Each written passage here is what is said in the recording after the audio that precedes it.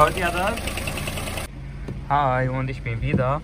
Und ich habe heute eine Ford und beim leicht Gas geben Motor klappert, ne? Zeige euch jetzt. Also macht er nicht immer. Und Motorkontrollleuchte ist an.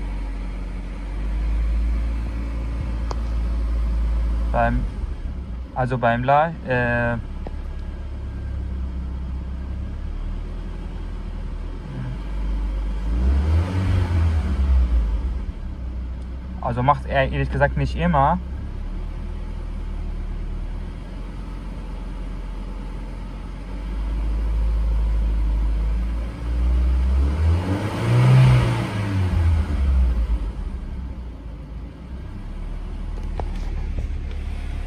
Hört ihr das? Warte. Hört ihr das?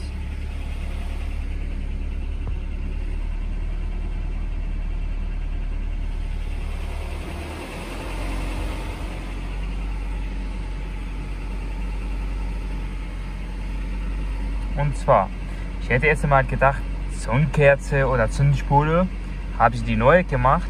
Und zwar, ehrlich gesagt, ja, lag dran, das Auto hat ja manchmal keine Leistung und ruckelt manchmal.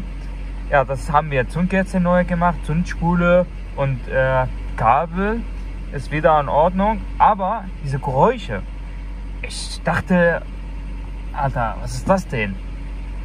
Ich hätte ehrlich gesagt, jetzt mal irgendwas Ventil oder Nockenwelle oder Kolbenwelle ist viel mögliche Sache.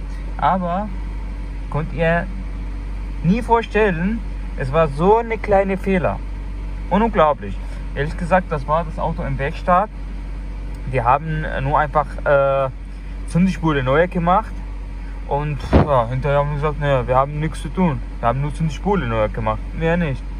Und ich habe gerade geguckt, zeige euch gleich. Warte, ich muss Gas geben.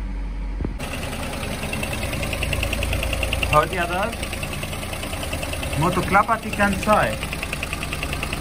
Und wer konnte nie vorstellen, was die Fehler ist, ne?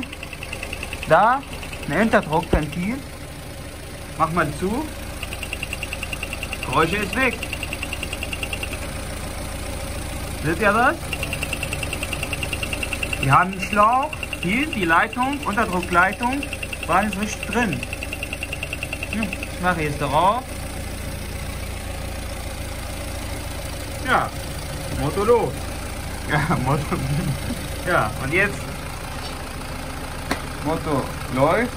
Ich habe ein bisschen Gas gegeben, also ich habe die Hammer darauf auf Bremspedal, damit ein bisschen, also beim Gas geben macht die Geräusche den Motor.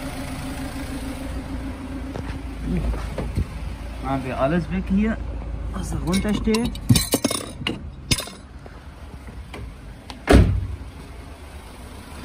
Jetzt der Motor läuft ruhiger. Ja, und dann wir sehen uns. Bis nächstes Mal. Ciao.